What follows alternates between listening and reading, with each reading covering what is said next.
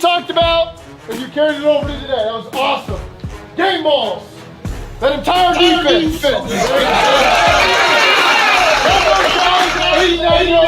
That's the standard on defense. Joe Mixon, over 100 yards, 3 touchdowns. Joe Mixon, game ball. Joe Burrow, 300 yards passing, 1 touchdown. Joe Burrow. The offensive line. Yes, sir. No sack yardage. Kept him clean the entire game. The last one, Coach Taylor with it. Hey. Baltimore Ravens next Sunday. I'm not going to say another word. Who they? Who they? Who they gonna beat the Bengals? Who they? Who they? Who they gonna beat the Bengals? No!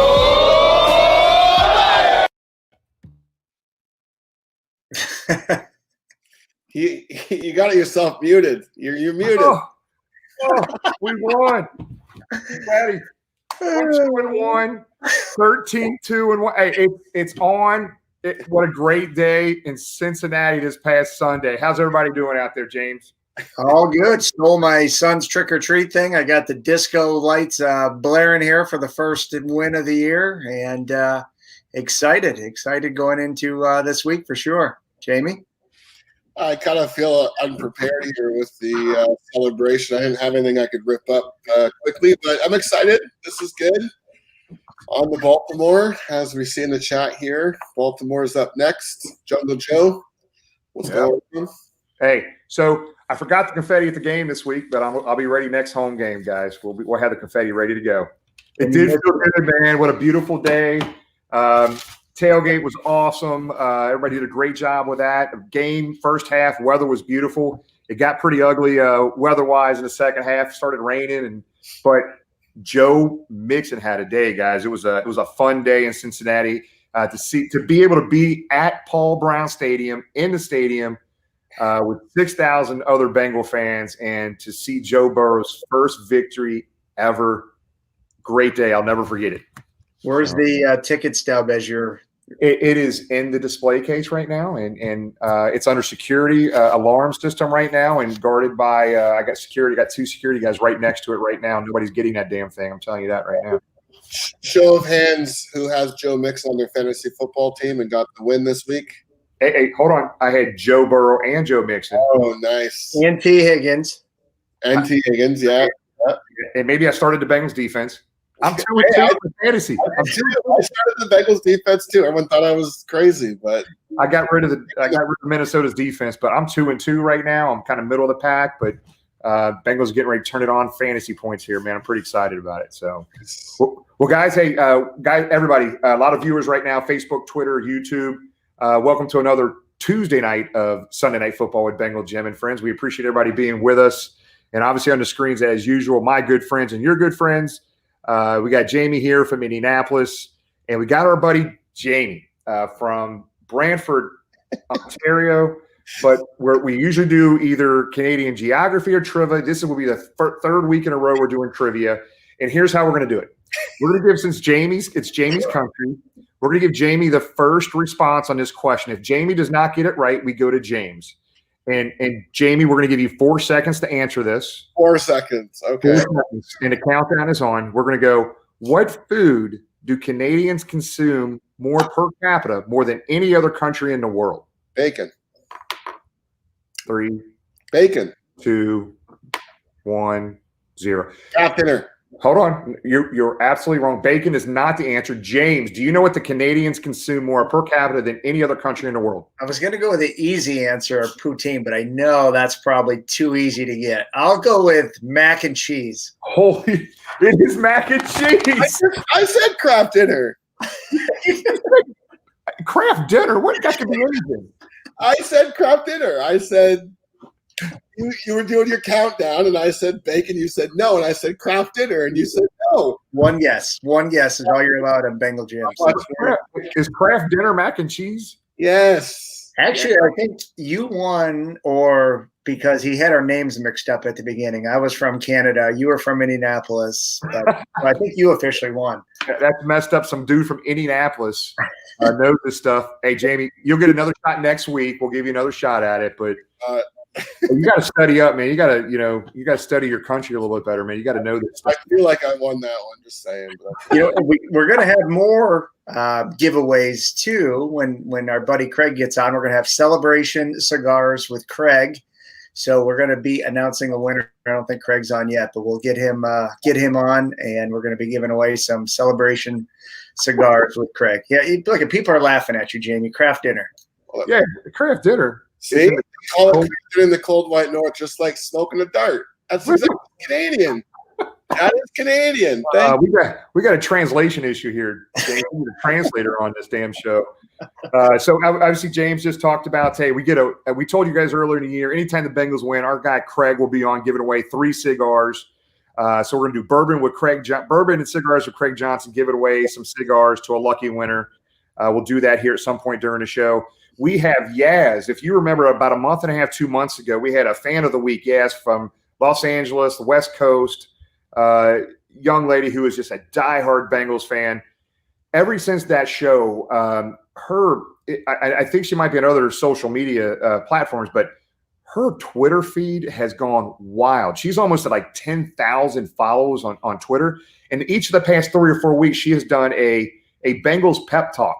We're going to take about 10 minutes and talk about Yaz's pep talks, and she's going to explain to us why she's doing that. And then Tom, Justin, and I are going to go dig into a Bengal Histories 101 segment. We're going to talk about some eerie similarities between the 1980 Bengals team and this 2020 team. We all know what happened after that 1980 season, that Super Bowl year in 81, but you're going to really be shocked at some of the similarities between these two seasons as we'll talk about that later. And one of our other special guests, we have a very long time, just a good dude that we've been following and watching and listening to many, many years. Mo Eggers from 1530 Sports is going to be here with us. We're going to talk Joe Burrows and the Bengals' first win. We're going to preview a little bit of the Ravens game. And, make sure you get your questions ready for Mo. I think we have almost half an hour with Mo. We're going to close the show with Mo if we can. He said he's putting his daughters to bed at 8 o'clock. He'll be ready for us about 8:30 or somewhere around that time frame. So, guys, before we bring Yaz on, anything you guys want to hit before we get going? No, I just want to thank everybody. We had a fun tailgate on Sunday pregame. It was gorgeous. Obviously, it started raining at halftime there, so we appreciate everyone that joined us for that. We did it safe.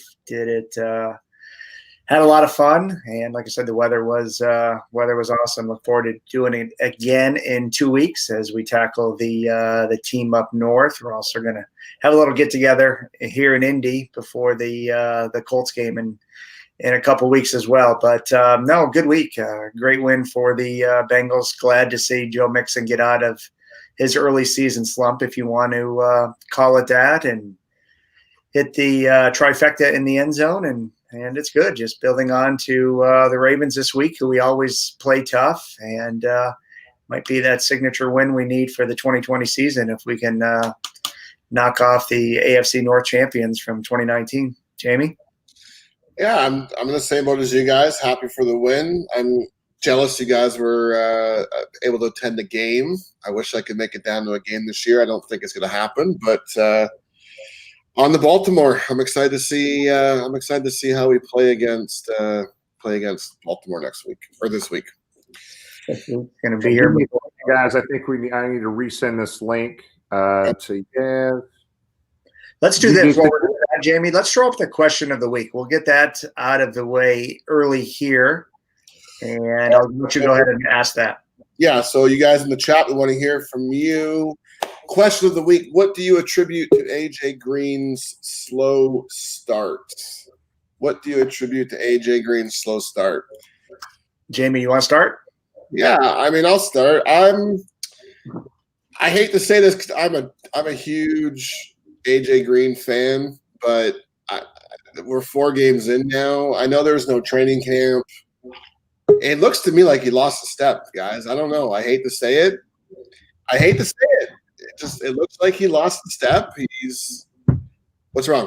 All right, so here's what I'm going to say. Okay. Right now, the way it looks through these first 4 games, I don't disagree with you. Right. I'm going to give him this week. AJ Green is to the Ravens as Isaac Curtis was to the Cleveland Browns in the 70-80. AJ Green is the Raven killer. Right. he doesn't seem to be getting a whole lot of separation. There's been some. This is the week.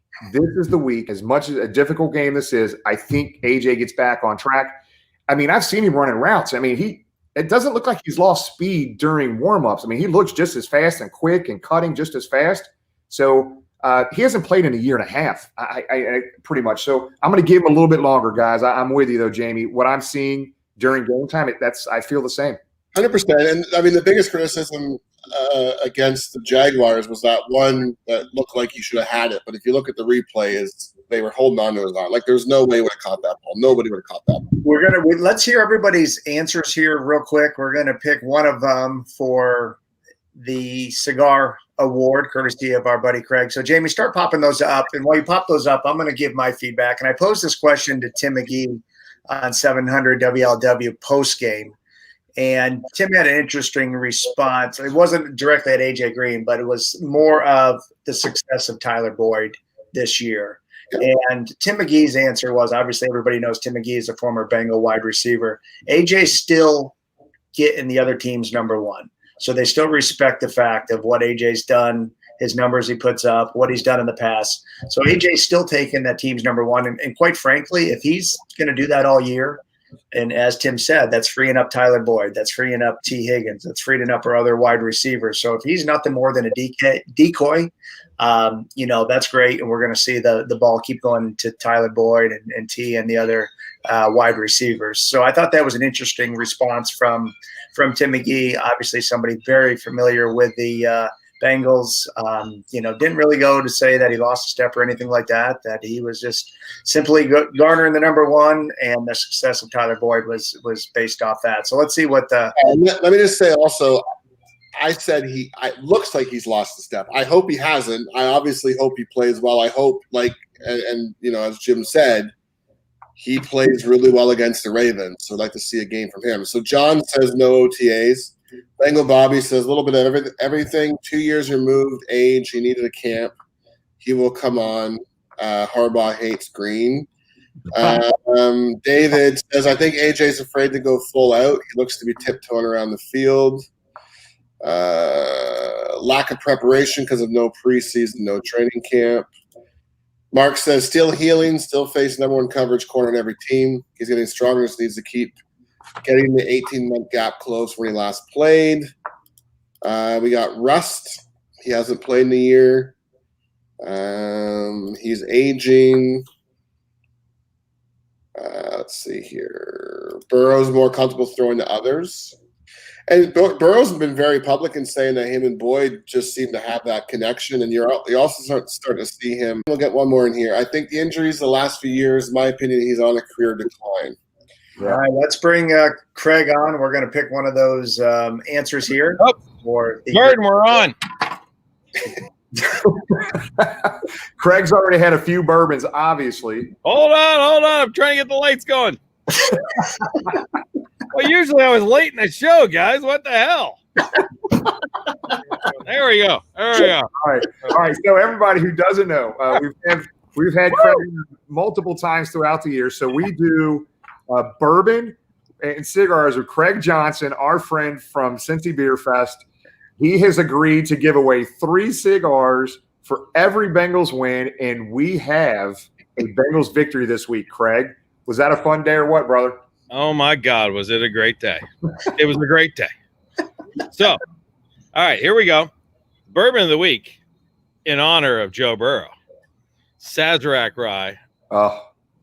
The key ingredient for the Sazerac, the official drink of New Orleans, where our boy made his name. Right.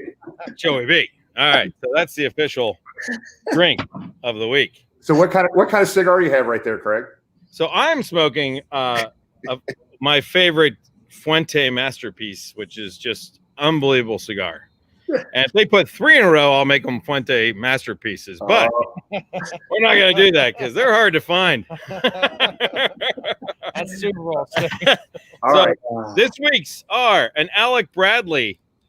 Well, let's start low. We'll start with an authentic Cuban. Well, we'll spell that with a Q because they're not illegal that way. It's spelled with a Q. a Cuban. Romeo and Juliet, authentic Cuban. There we go. That's going to be in there. And what was the other one? What was the other one? Just don't shoot those across the border at anybody, okay? We have the winner. Well, I can't read that one. But this is the big. Whoop! I dropped it. All right, we'll try that again. All right, here we go. This is an Alec Bradley Max, and you could probably see why it is named according. It's the largest cigar, pretty much. Did you get that at the Hustler store? And they're nice. I'm pretty sure they should say Bill Clinton on the side, but you know. But anyway, no, they're actually really good smoke and a great cigar as well. So that's the 3-pack. We got another one to throw in here from a Placentia Reserve. Placentia Reserve. That'll be the third one I throw in there. Boutique, another boutique cigar. Who do you got with you, Craig? Jordan Flincham. Oh, Lord. Hi, Jordan. That's a problem. Jordan, pop in, Jordan. Jordan, can you get in there? There he is. Hey, so Craig, James is going to pick a winner for us here. James, I know you have we read off of maybe 6 to 10 different questions just now or comments, and James is randomly picking somebody right now for those cigars. As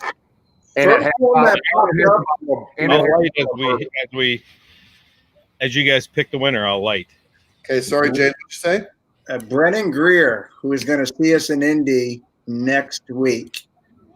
So we will have those in Indy. Brennan Greer, do you see that one? I'm looking for it. And Brennan, he's also sending you that half a bottle of that Sazerac that's no, left. we're going to drink that. I take that wherever I travel anyway, so you know. That bottle ain't making off this porch. My God. They're going fast. Brennan, Started congratulations. the month with 4 of them. We're down to 1.5 now, so it's getting ugly. Getting ugly over here in Covington, but the view's still great. Well, Brennan, hey, congratulations winning the cigars from Craig Johnson, cigars and bourbon with Craig Johnson. Craig, you're the man. We appreciate you, big dog. Thanks again, buddy. Who day, baby? Who day, man? You know what? I did have some of that bourbon pregame Saturday night at Craig's house, so that might be the secret. I might have to drink that before every game, and maybe every game. What's going to happen on Bengal Jim and Friends? That's right. That's fine. All right, let's bring Yaz on. Let's get rolling. We have go ahead. Is Yaz in the room right now? She is. Here she is. Yaz, Yes, what's going I'm on? here, and How I you have doing? light. How you doing? I'm good. How are you? I'm so happy to be back. Awesome. Hey, yeah. So I know it's been a couple months. We had you on maybe 2 or 3 months ago. This is our 23rd, 24th show. We've been doing it since the draft, and we loved having you on that day. We had a lot of fun with you. But man, since that time, your Twitter follow has just blown up. You have gone. You're almost like 10,000 follows on Twitter. But you're doing something unique right now. Diehard fan, West Coast, Los Angeles area. But Yaz is doing something right now called Pep Talks with Yaz. So help us understand why you did this. And we're going to play. Actually, you know what, Yaz? Hang on a second. We got a video. We're going to play this video real quick, and I want you to talk about it if you don't mind. Okay, yeah, go for it. Are we in a fucking relationship? Oh. Yes, we are in a relationship with the Cincinnati Bengals. Okay, first, coaches, play calling. I think that after a couple weeks, my what I'm picking up on is that our coaches don't trust their players enough to make those big time plays. I'm sure we've all seen the video of Zach Taylor telling Joe Burrow to throw it away and Joe doing his Joe thing, passing it to T. Higgins and making that completion. My point with that is that I feel like if we start making more big time plays, and we will also gain more respect from people around the league, and we will trust ourselves more. If we allow our players to make those big time plays, they're going to push harder to complete those plays time and time again. So I'm not a coach here. I'm just here to pump people up. So just please trust us to go for it on 4th down and maybe try to get the touchdown instead of kicking a field goal and not give the ball back and whatever. Today I brought notes and I'm running out of time. So according to Google, the size and weight of Bengal tigers are far more strong than an American jaguar. A Bengal tiger is also more intelligent. And next, from the book Shoe Dog by Phil Knight. A tiger hunts best when it is hungry. We are hungry. We need this win. And I think that we're going to win. Thank you guys so much for coming. If you're going to Paul Brown Stadium on Sunday, cheer so loud. Send the team all your good vibes. We need you to be like extra ready to go. I can't wait. Week 4, let's get it. We're going to get this win. I could feel it in my bones. Who day, baby? Yes, you called the victory. You called it. Woo! And something funny about that is that I don't like to say predictions. I never do predictions. People always DM me and ask for predictions, and I'm like, sorry guys, I can't. It's just like a superstitious thing. And then I don't usually like to say like we're gonna win this week. And if I do feel that way, I like to keep it to myself. But for some reason, it just kind of slipped out there, and I ran with it. And then after, I was like, maybe I gotta keep doing this. Yeah, so the FCC is now monitoring our program because of the bad words we're using. Yes, That was my fault. I thought I had it timed. Sorry about that. it's okay. I know. So I was like, uh-oh, my young followers, cover your ears at that point. Sorry, it slipped. it's okay. So yes, tell us. I know you've been doing this for the last month. So just why did you go down this road? I mean, very positive vibes. I love it. But why did you start doing it? Because you're getting a huge following on this.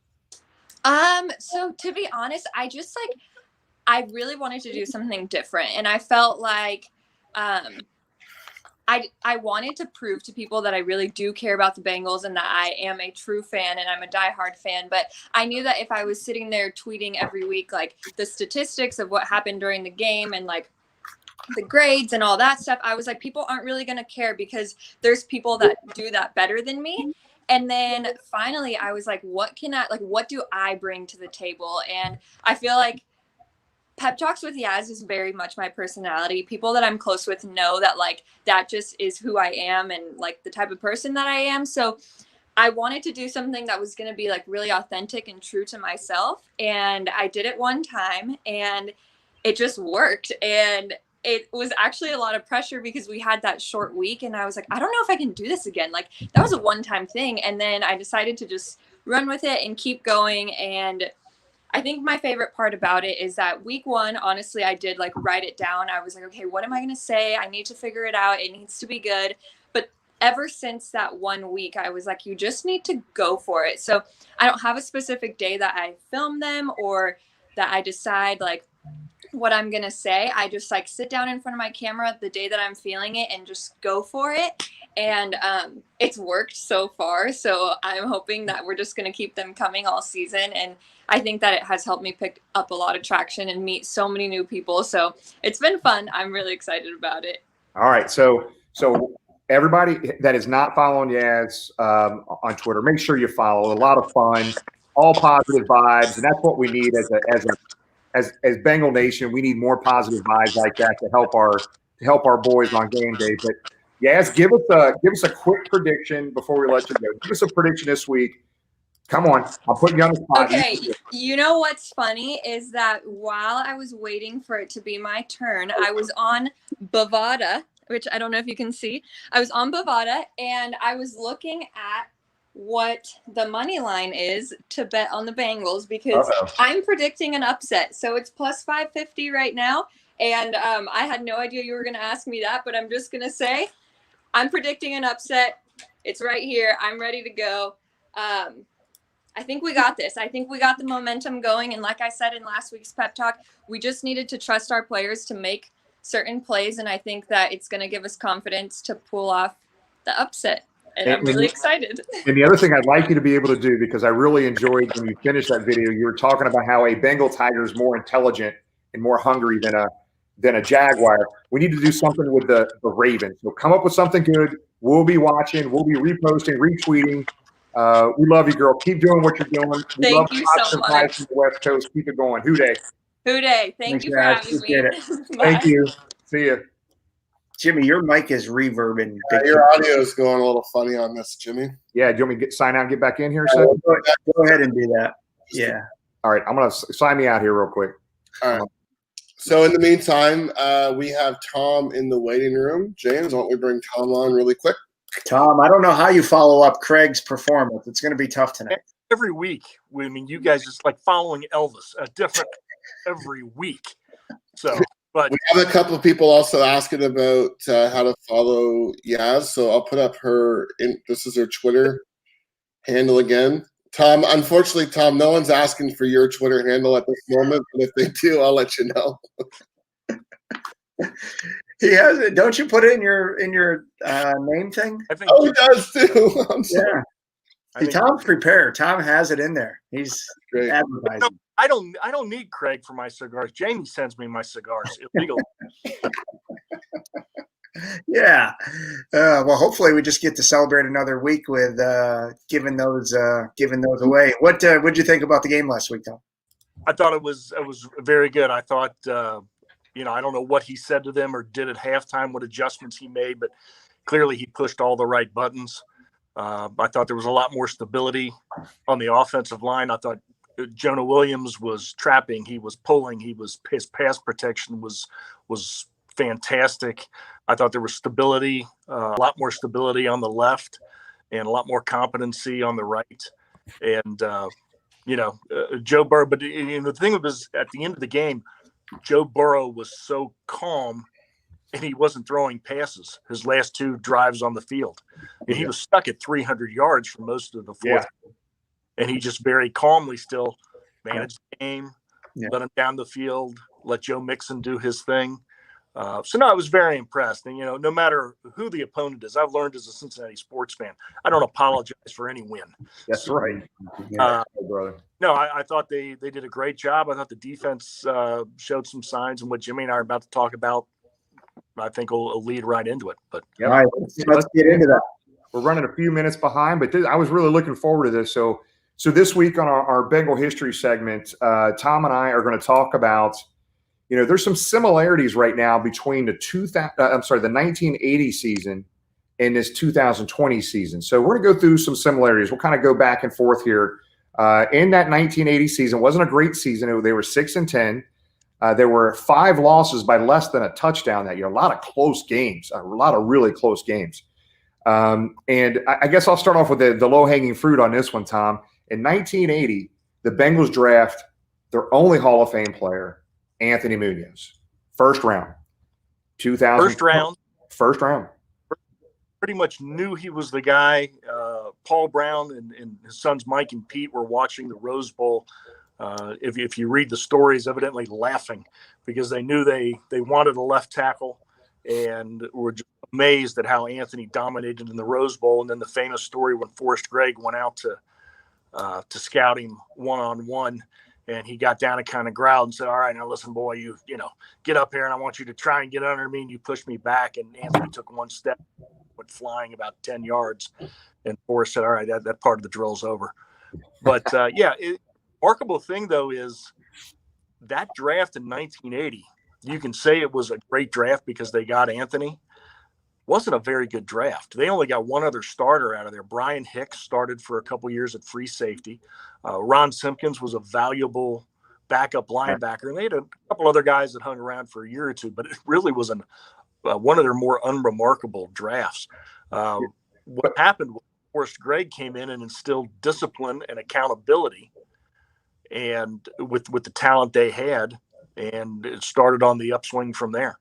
Yeah, it's funny. In that 1980 draft, I will take a draft every year if you get a Hall of Famer out of that draft and nobody else really pans out. But there was 3 linebackers drafted in 1980. There was 3 linebackers drafted in the 2020 draft. Pretty interesting. Simpkins was the only one that was kind of a value backup, a very key contributor to those teams moving forward. You had the AFC Central back in the 80s versus the AFC North. One of the toughest divisions back in the 1980 season was the Central. The North is one of the top 2 toughest divisions in NFL football. And I like what you said about Forrest Gregg, man. We've had Pete Johnson, all those players that played with prior to Forrest Gregg. Homer came in, then Forrest Gregg came in, and then every one of those players that we've had on the show talked about the discipline that you talked about, the change in discipline, the culture change that took place, all these things.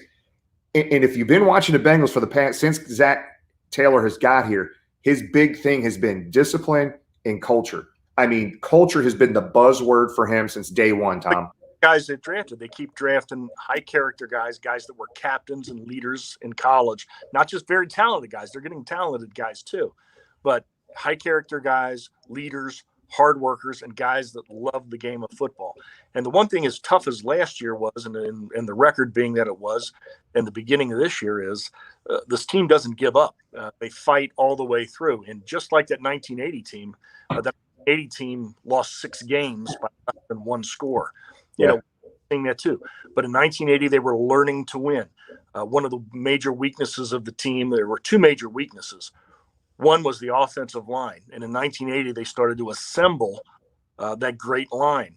They drafted Anthony at left tackle. They already had Dave Lapham, who had really been playing all over the line, but was a left guard. They had Blair Bush, who was a #1 pick in 1978. He was, an upper echelon center. And then, at right guard, the year before they drafted a guy from UCLA, a tackle. They developed him, put him in at right guard, and by 1981, Max Montoya was becoming a star. And then they had, Mike Wilson, an upper echelon right tackle who got established. But Forrest came in, brought accountability. That defense in 1980, they hit a very solid. It was actually one of the better defensive teams the club's ever had. Tom, that defense was #1 in rush defense in 1980. Again, not comparing those two things right now, but they were the #1 defense in the NFL. Play Franco Harris twice a year, Earl Campbell in his prime twice a year. Hank Bulla did a magnificent job in his first year instilling that 3-4 defense. And I mean, it doesn't help when you have a Hall of Fame caliber cornerback in Ken Riley. Right. I mean, so basically what we're seeing here is, a lot of the players that we had on from that era on the show, they were talking about the 1980 season. They expected to do better, but at the end of the day, they all said that Forrest Gregg and Paul Brown and Mike Brown were putting the pieces together for that 81 season. Pete Johnson was a running back for a few years going into that 1980 season. Joe Mixon, Pete Johnson was one of the better running backs in 1980 in the late 70s and early 80s. Joe Mixon, again, not the same type of running back, but similar type situation. Joe Mixon's been here a few years, just like Pete Johnson was prior to going into 1980 season as well. 2 things to watch that a little bit is the second half of 1980. They won some good games early. They beat the Steelers twice. Yep. One game, I think they forced 6 turnovers at Riverfront to beat them. And then 3 weeks later went to 3 Rivers and beat them in a real grinded out, tough smash mouth game, 17-40. But the second half of the season, they went on a run. They won 3 of their last 4. They were playing everyone very tough. The offense started to come alive, but Ken Anderson was hurt most of 1980. Jack Thompson, quarterback most of the year. Rowan Samoan quarterback him, and God love him, he could make some exciting plays, but Jack had a little bit of a hesitation problem and would tend to throw to the wrong colored jersey. Something Kenny didn't do very much, and when Kenny got in and got settled and was completely healthy with all the offensive pieces in 1981 when they drafted Chris Collinsworth and when Isaac Curtis came back healthy. Dan Ross was developing into an all-pro tight end. We saw the great march to the Super Bowl. But the second half of that 1980 season, that team really came together, really started playing with a lot of confidence, and they were exciting and very, very tough to play. Yep. So it's just interesting as you see this, all these similarities, not everything exact. I mean, there are definitely some similarities. History seems to repeat itself. And are we looking back at this 1980 season in preparation for what's going to happen next year? Hopefully our boys can continue to get better every single week. And after that 80 season, they went to the Super Bowl in 81, had just a magnificent run in that 81 season all the way to Super Bowl in Pontiac. So, man, I tell you what, man, I was a really young buck at that point, but I remember vividly that was the first year I ever watched football, that late 80s, early 81. That was a fun time to see Munoz and Forrest Gregg, the second-year coach going to the Super Bowl in 81. So a lot of similarities, Tom, a lot of similarities. The pieces as the Bengals continue to put together that top offensive line to protect Joe Burrow and make holes for Joe Mixon. I think as the line goes, the franchise goes. We've got a lot of young talent on defense this year that'll come together. We've also got a couple guys hurt. The pieces are coming together. They're clearly on the upswing. All right. So as we finish this segment, before we have Mo come on here, Mo Egger. So our memorabilia sharing today is going to be subject to that 1980 season. So got a few pieces here that I pulled out of my collection. So obviously we've got the 1980 Cincinnati Bengals schedule. The man, rest in peace, Coach Forrest Gregg, autographed piece here by Forrest Gregg. And obviously everybody's favorite Hall of Famer, Anthony, with the coffee stain on top here. My bad. Not sure how that happened. That's in the Fro days. That's right. Look at that. Hey, Afro Friday, every Friday, man. That's Bengal Afro Friday. He looked good. Looks good. And then we have a 1980 media guide. And these media guides are awesome. If you ever get a hold of these, look through a lot of good statistics and information in here. So, Tom, we appreciate it, man. The 1980 season compared to the 2020 season, eerily similar in a lot of different ways, man. We appreciate your time today, bud. Be good, guys. Who day, buddy?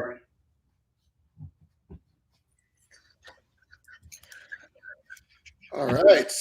All right. So we got Mo in the room. We do. Here we go. Mr. Ager, what's going on, big dog? What's happening? Can you hear me okay? Yes. Oh, wow. This worked. Mo has the professional setup going with the. So Mo, you know, when you're stuck doing radio for 2 months in your basement, you tend to be able to swindle some legitimate stuff. So Mo, as you go through it, we obviously follow you pretty closely and listen to you a lot, and a lot of our viewers are do the same thing. You did a great job. I don't see the kids running around, the wife doing anything in the background, messing with you. I mean, it seems to be gone pretty well for you. Tonight, bedtime was at 8:15, and I left. It's about a 30-minute process anymore. I left about 10 minutes in. I don't hear screaming. I haven't heard anybody come charging down the stairs, so we'll count tonight as a win. It's not always, especially when it's just me, it's not always this seamless a process. Yeah, keep your voice down, dude. Don't. So I got just a quick question before we get into some things here. So I don't know if you're gonna. Do you remember getting these? It's an old. Yeah. The old Bengals fan club. Do you happen to remember what your fan club number was back in the day? I don't.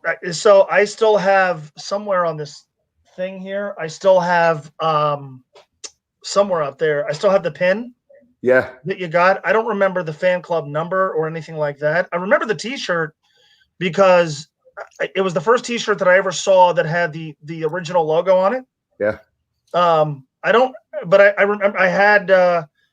I have the pin. I don't remember the card or the number, but I remember my dad signing us up for that. So that's like 98, 99 in that range. Yeah.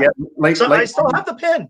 Yeah, it's funny. I mean, for everybody that's watching right now, guys. So we ran the Bengals fan club for late 90s, early 2000s, and I never forget. We used to have a pizza sponsor that we used to use their pizza boxes. We put T-shirts and cards and yearbooks, and we would ship them out. And I remember we'd have an assembly line, me, the wife, the kids, and some friends. We would start packing them. And I don't know why, Mo, obviously the name, maybe the uniqueness of the last name in your name. I just remember every year doing the cards and putting your address, Mo Ager, and shipping out those pizza boxes for you, buddy. They did arrive in a pizza box. Yeah. Yeah. I because they would get sent to my dad. I was in college. Yeah. So the stuff would get sent to my dad's house, and I remember the pizza box showing up. I thought that was kind of bizarre. Hey, but yeah, I remember that well. I remember that really well, and I remember the rally when they opened Paul Brown Stadium. I think you spoke on stage. Yeah, yeah. And you said something like, Bengals fans are the best in the NFL, and kind of looking at my dad like, well, maybe. But I do remember that. I remember that time very well. Oh, that's funny. Well, that's not why you came on, brother. We really appreciate your time, and we really wanted to kind of, hey, look, we so many people love and follow you, man. You're great. Great. They follow. They might not love, but maybe they do follow. You know what? This social media thing. I'm not a Mo Ager, type thing where none of us are, but. Man, oh man, there's a lot of good, a lot of bad with social media, Mo, as you know, brother. But most of us love you, so I appreciate that. I love your enthusiasm. I love your enthusiasm for the team, and I wish I don't always agree, but I wish there was more of it. And so it's sometimes refreshing when the Bengals aren't doing so well to see people who truly and genuinely love this franchise. And I hope I hope our faith is rewarded. You know, I get accused at times of being negative, and that's fair. But it's born out of the same desire to see this team do well that you guys have. Brother, we know. Hey, look, I know you got to be objective at times. We know you're a fan, man. We know you're a fan. So I guess let's go ahead and start here, man. Mo, I'm excited to have you on. You're our first radio TV personality we've had on after a Bengals victory with Joe Burrow. Very special, very special time, bro. Very special time for you. So, wow. Well, let's talk about Sunday, man. It was a surreal day to us. We went down and tailgated a little bit, went to the game, 6,000 people in the stands. You can hear everything the players are saying for the most part on the field. A lot of positive things happened. I know it was Jacksonville, not a very good team, but the Bengals did what they needed to do to beat a team like Jacksonville. I guess, other than Joe Mixon, which was the obvious, really stuck out. I thought the rush defense, Mo, did a really good job. And surprised that offense did probably the best job they've done all year. Just wanted to get your take on the game Sunday. There wasn't much to not like. As I do with every game, I start with Joe Burrow. I was talking with Paul Danner Jr. today and Tony Pike yesterday, and those two guys are a hell of a lot smarter than me. But my remark to them was, I've watched every snap, and I could literally see him snap to snap, game to game, almost series to series, getting better, getting more comfortable. And we wanted to see that across 16 weeks. I think where, first of all, his debut was fine. He made the mistake that everybody dwelled on where he threw the pick. But his at the end of the day, 3:08 to go, no timeouts, he put them in a position to win. And if not for an offensive pass interference call, they win the game. I don't want to get into the call itself, but I mean he did his job at the end of the game, and there to me was something to build on. You saw it against Cleveland where he's asked to throw 61 times, and remarkably so, he doesn't throw a pick. He kept getting up against the Philadelphia Eagles. You saw toughness, and then against Jacksonville, I think you saw the potential for what he can do while he's kept upright.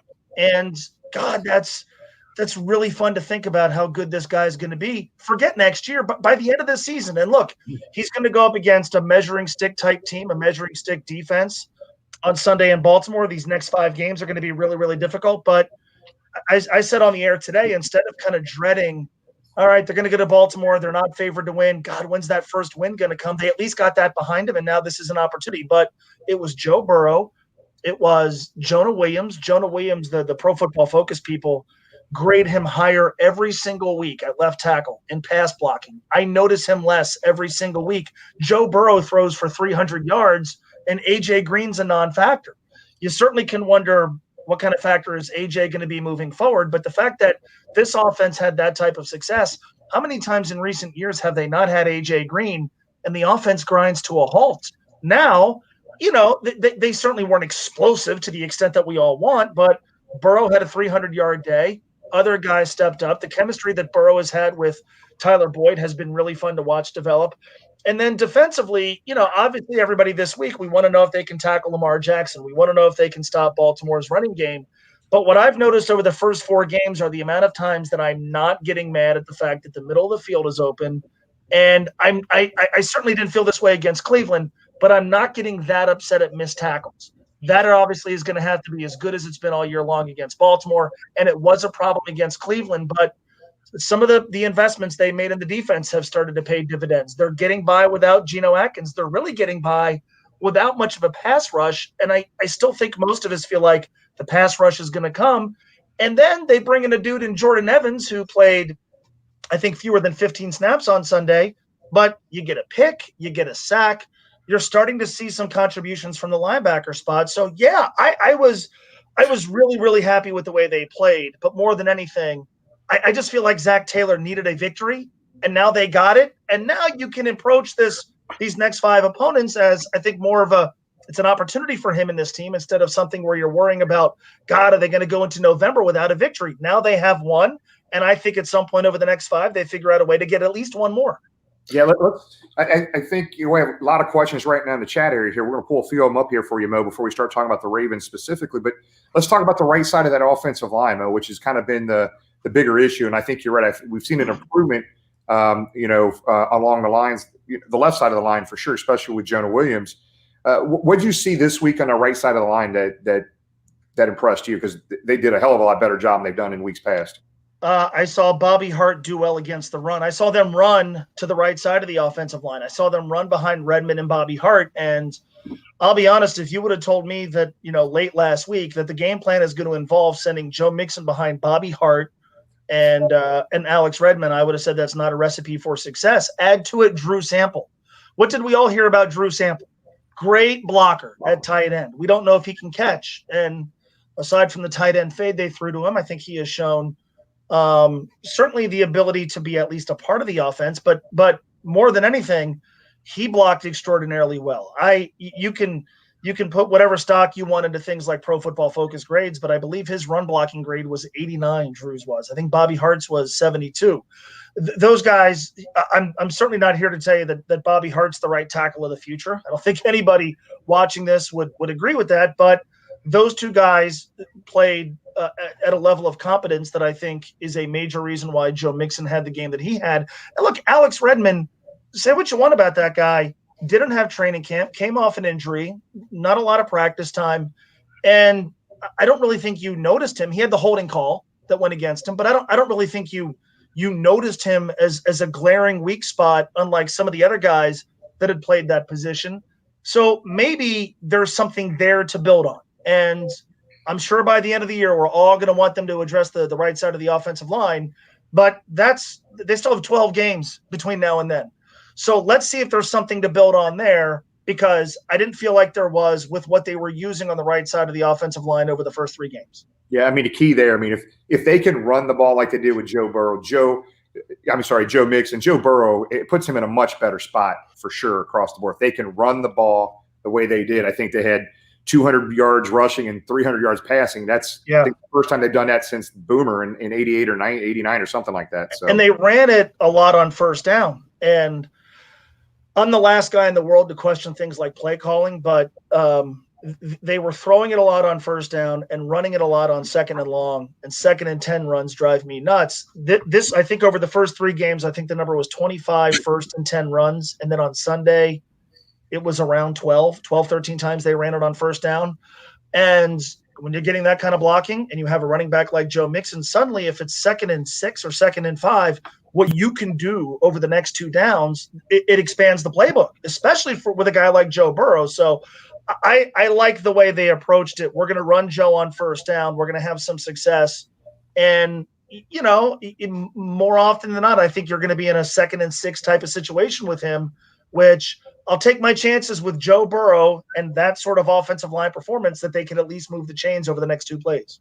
We want to remind everybody to type their questions in for Mo. While the fans are doing that, Mo, tell us from wearing your radio hat, what kind of excitement Joe Burrow has brought to the city of Cincinnati, to the Bengals organization, coming off, what we've dealt with the last 3 or 4 years. It's been a total 180, man. And I'll be the first to admit, I did not enjoy. I enjoy coming to work. I don't have a real job, but the last 2 or 3 years haven't been fun because we kind of knew how things were going to end. You knew Marvin wasn't going to be here much longer. You knew they were going to be turning the page to Andy Dalton. And when the Bengals are really bad, first of all, there's just not as many people interested, which means there's not as many people listening, which means there's not as many people calling in or interacting with you. And the ones that do, and trust me, I know I contribute to this.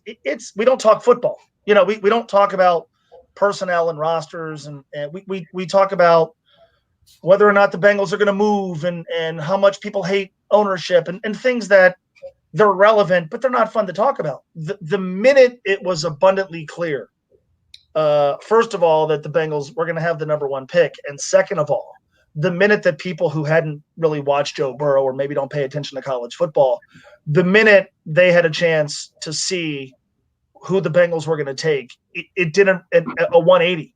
This was the obstacles of COVID-19 shutting down everything notwithstanding. This was the most fun I've ever had during an offseason talking about football. And part of it is the fact that the Bengals were active in free agency, which, normally we don't really get a chance to be a part of that discussion. It was fun to chat with people from Houston about DJ Reader, or fun to get people's takes on the guys they signed from Minnesota. And then the Joe Burrow factor. And, I was as annoyed as any Bengals fan at that narrative back in, January and February that, well, he's not going to want to play in Cincinnati. But I tell you what was fun about that, Bengals fans lined up behind their team, including many who have been very critical of the organization. That was a lot of fun. And then obviously not having preseason games, I kind of viewed it as a negative until honestly it kind of allowed the legend of Joe Burrow to grow, where I thought of this often during August, where if he would have played in a preseason game, let's say he's no good, I'll have the guy who swoops in and tells me, oh, see, look, I told you they should have taken Tua, or they should have taken Chase Young, or they should have traded the pick. Instead, you had this enormous build-up to the first regular season game, which was a lot of fun. So clearly there's more interest. And by the way, I think the majority of fans have been very fair to this team over their first 4 games, where it has been incredibly appropriate to criticize them for the way they've not won games. But I think most people understand that this season is first and foremost all about the progress of the quarterback, and the progress he has shown just over 4 weeks, I certainly don't think has done anything to throw water on the enthusiasm for this team. So it's been a lot of fun. I think the shelf life of that is going to be pretty short. I think we're going to go into 2021 thinking it's time to, to do something significant. But it's been refreshing, and for my money, for my sanity, for my own selfish enjoyment coming to work every single day, it could not have come at a better time, because the last couple of years talking about this team, I like talking about football. I like talking about strategy and games and the roster and personnel, and I love talking about that stuff. I don't love talking about how they're going to fire this guy, or it's time to move on from this person, or I don't like all that. That's not why I got into this. So it's been fun over the last 8, 9, 10 months to talk about football, Joe Burrow's arm strength, his mechanics. We've had nerds on that study his college tape to framing every single frame. That has been a lot of fun. So for me, it's been refreshing, and I would imagine most Bengals fans would reflect something similar. Yeah, we certainly see that here on the show, and we certainly want to get to our listeners' questions for Mo. So, Jamie, do you mind popping a couple of those up there? By the way, Jim, how are you not? You tweeted 9 beers today. I even got my Bengals glass. How are you not throwing one back? Man, I just had a happy hour, man. I'm just sobering up, brother. Gosh damn, I had to come on. I'm live right now, Mo. I couldn't keep going. I was down at OTR at Lucas Q, man. It was a few coldies down. It was good. There you go. That's pretty good. I like how you can go and drink before your show, but if I do that, I get fired. How? If I tweet if at 1 o'clock I'm having a liquid lunch. Here's the pyramid of beer cans. Listen to me at 3:05. They're not going to let me in the building on a forum like this. On the forum like this, it's encouraged. Hey, so Mo, we lost all of our sponsors because of that. But we are called Bengal Jim and Friends, so he kind of. Okay, so Mo, realistically, how do you beat this Ravens offense sans pass rush? So I talked about this on the air today. Lamar Jackson's a problem. We know that. Their running game is a problem. But the game they played at Paul Brown Stadium last year was Ryan Finley's NFL debut. He throws a pick 6 to Marcus Peters. I kind of went through – I watched a lot of that game this morning, and I went through kind of drive on the show today how bad he was. And it was his first NFL game, and Ryan Finley's probably not a starting quarterback in the NFL. So – but – that was as much of a reason as to why that game – it might not be the biggest reason why they lost, but it is perhaps – I don't think perhaps – it was the reason why the game was so lopsided. It was – I mean, he missed very easy throws. There were a couple of fourth downs in that game where they had a chance to extend a drive, and Ryan Finley just missed a wide-open guy on downs like 4th and 2, plus the pick 6. There was a sack fumble. There was a Giovanni Bernard fumble. So, first of all, better quarterback play. The first game against Baltimore last year there, which was the final score was a little bit closer than the game actually was. Andy didn't play very well. Again, go back and watch. Missed a number of pretty makeable throws while the game was kind of still hanging in the balance in the first half. So better quarterback play. I think also last week, if we didn't know already, it reestablished the fact that the identity of this offense has to revolve around Joe Mixon and improved offensive line play. It's a great question. I think the one thing on this defense we're all looking for more is more pass rush. And I think it's going to be interesting. I was listening to Paul Dehner Jr. and Jay Morrison talk about this on their podcast last week, how things could sort of play out between now and the end of the season, where maybe you start to see more Carl Lawson every down and a little bit less Carlos Dunlap every down. Is there sort of a law of diminishing returns thing there with Carlos, where perhaps he's more effective, not playing necessarily as much? Maybe we could say the same thing about Geno Atkins if and when he ever comes back.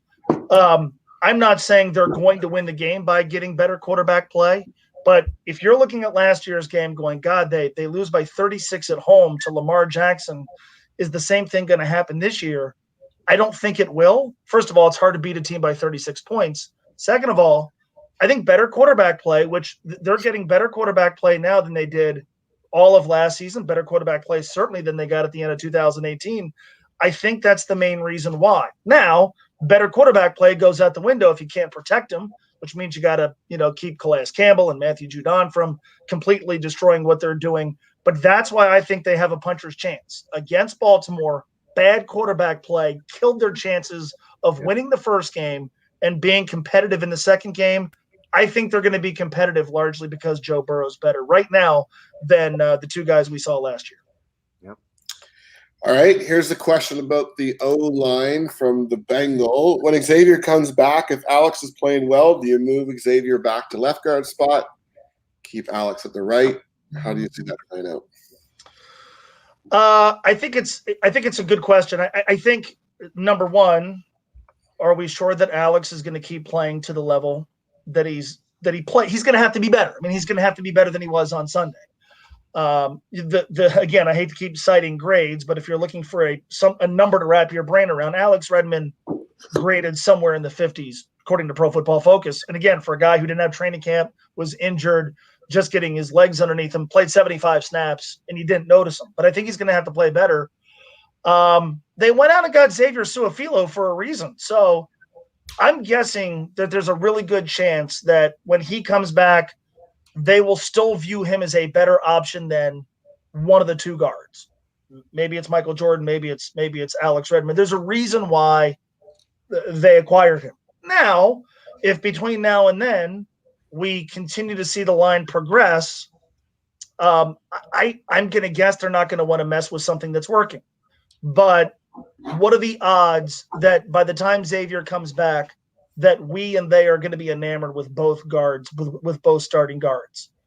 My guess is they're going to default back to the reasons why they signed Xavier Su'a-Filo and choose to give him another opportunity. Right.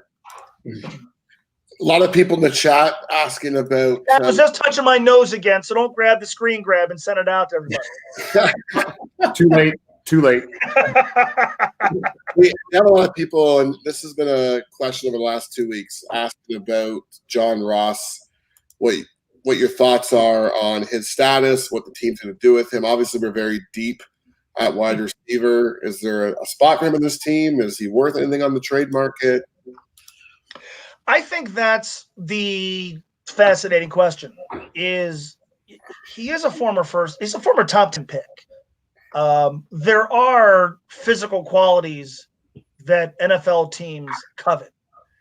There's sometimes these quintessential just change of scenery guys where maybe it's just a different environment, maybe it's different coaching, maybe it's a different offense, maybe it's a different quarterback where the guy can just thrive or do better in a different environment. But you're not going to get a lot in return for him. He's not even active right now. So what are you trading for? You're trading for potential. You're trading for very little production. Maybe you'll give up something if you've had a rash of injuries at wide receiver or you're desperate, but you're not going to give up a ton. That doesn't mean I wouldn't trade him. It's frustrating because John Ross's deactivation in consecutive weeks has coincided with legitimate questions coming to the forefront about what AJ Green has left. And I think all of us back in 2017 sort of envisioned a scenario where, all right, AJ's age catches up to him and his production starts to dip, but you kind of offset that with his ability to maybe reinvent himself as a receiver, but also now John Ross ascends and he's now, for lack of a better way of putting it, the number one wide receiver, and he can take the tops off of defenses. That's not happening, and that's immensely frustrating. Barring a trade, I think you still have to get him on the field at least a few more times because he could walk at the end of this year.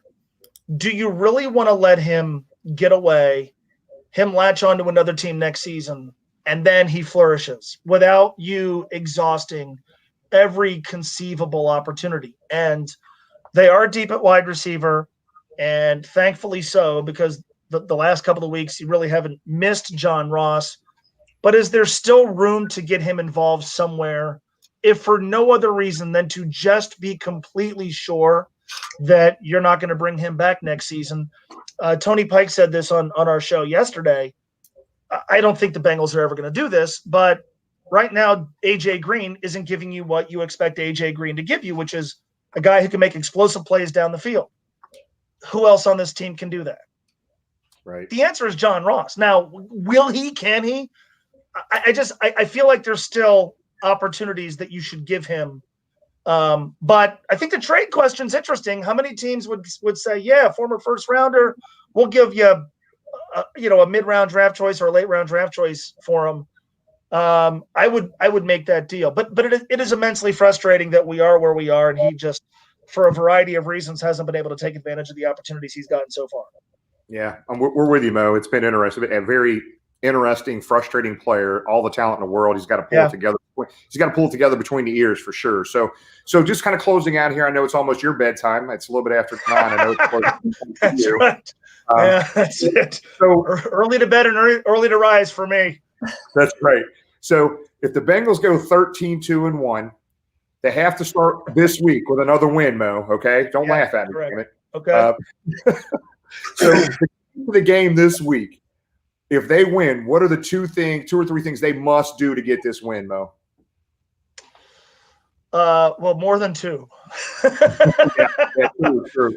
I'll say that Joe Mixon has to be the best player in the field.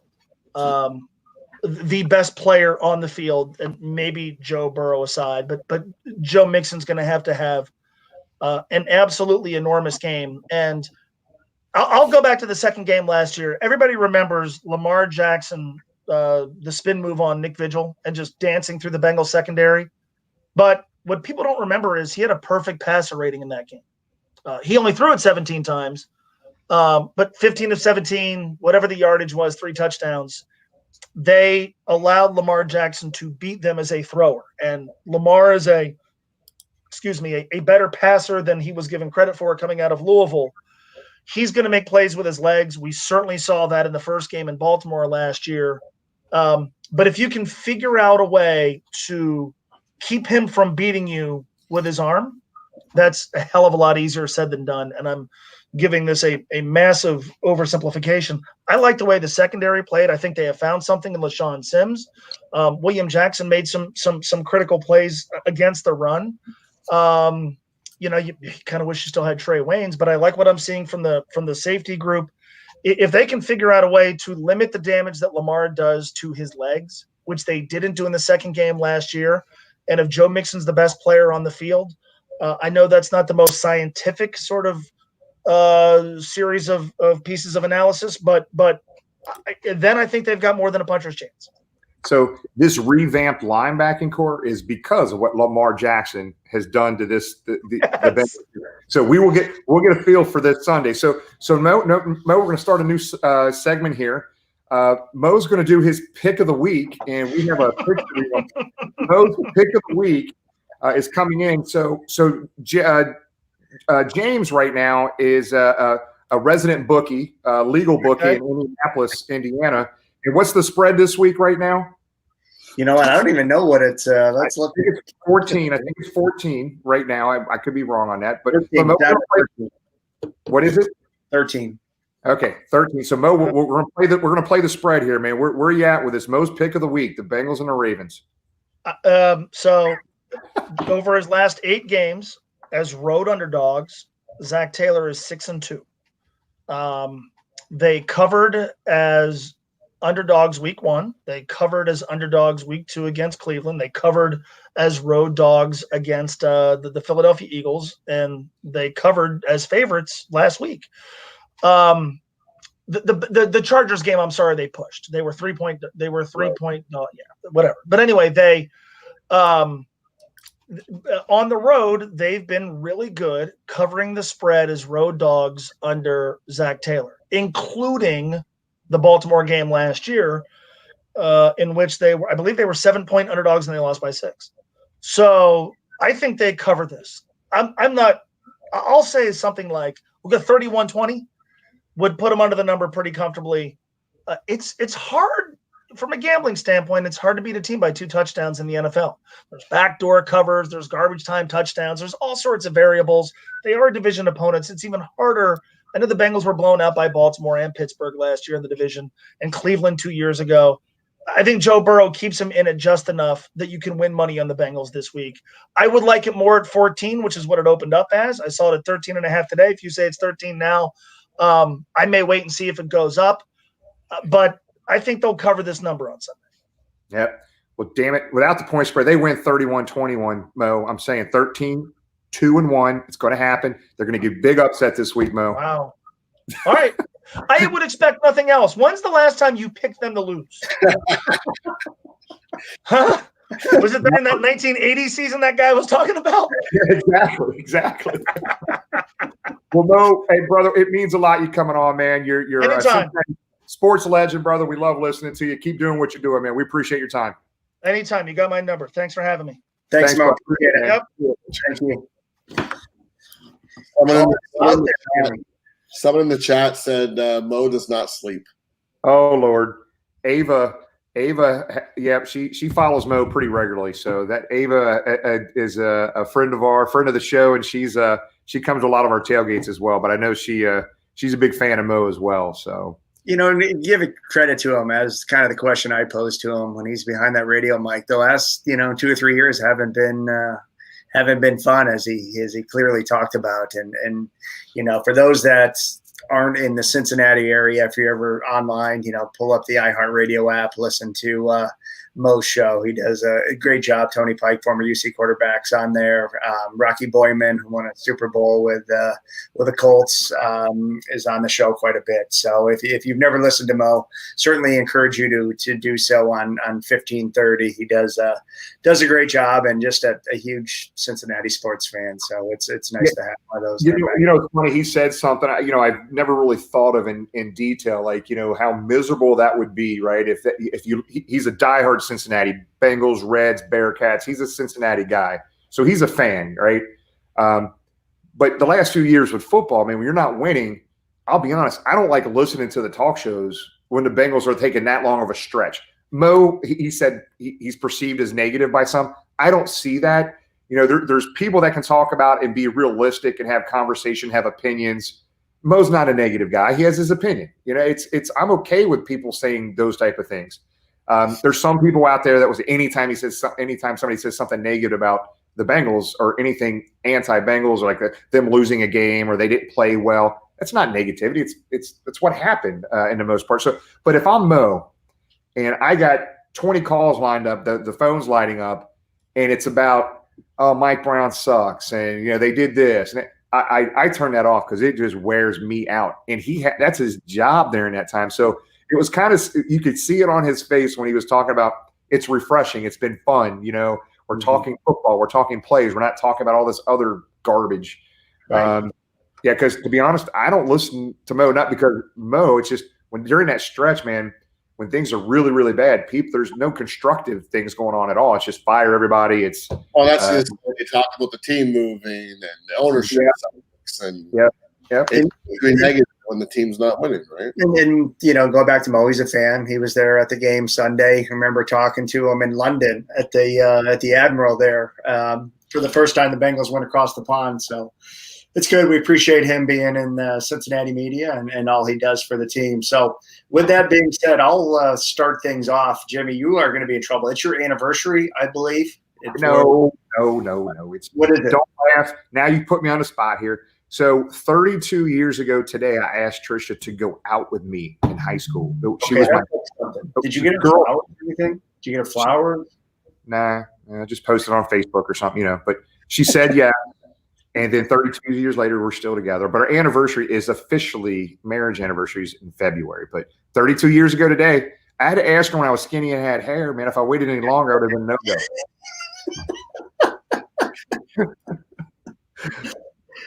Oh, goodness. I don't even know how to respond to that. But because I did some research while you guys were doing the History 101 segment. So I understand where the confusion was on the trivia question.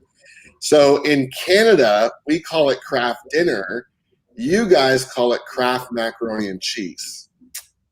Oh, okay. So we learned something. It is macaroni and cheese. But here's the rules right here. The rules are right here. You get one answer. I'm sorry, I didn't see that in the rules. So the box on the left is Canadian. The box on the right is American. So how the hell is that the most? Yeah, that's crazy. You know what? When I was in college, all we ate was Kraft dinner, buddy. That's it. Actually, I didn't eat Kraft dinner. I ate the no-name brand. It was just like I don't even know what it was called. It wasn't called Kraft dinner, but. Anyway, yep, that's great. I'm going to finish my wrap up here because Jimmy has to celebrate the 32-year anniversary of Trish for some reason saying yes to their date. But exciting week again. Want to thank everybody for a fun tailgate last Sunday. Again, we'll have a little get together in Indy next week before the road game at the Colts, and then we'll be back in our private lot before the Team Up North game. So we look forward to that. Thank you Craig for coming on. I want to thank our friends at Houday Nation for their great work. Certainly some exciting banter back and forth on there. So I want to thank all of our friends over there at Houday Nation and look forward to a good game. I think the one thing, and Mo touched on this a little bit, the two games last year, quarterback struggles, obviously with Andy, and then Finley getting the start. With Joe now, I feel like we're in every game. He's got that win mentality. We finally got that monkey off our back.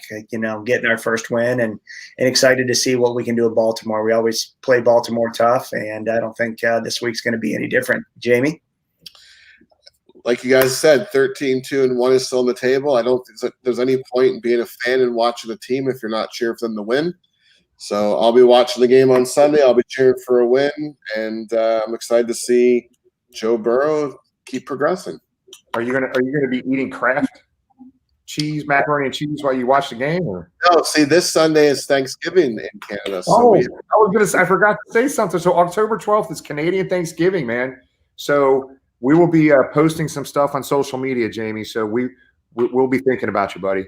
So you have like turkey and stuffing and all that stuff during? It's pretty much the same as your Thanksgiving, just a different day. Okay. We learned something new. Extra yams in Canada.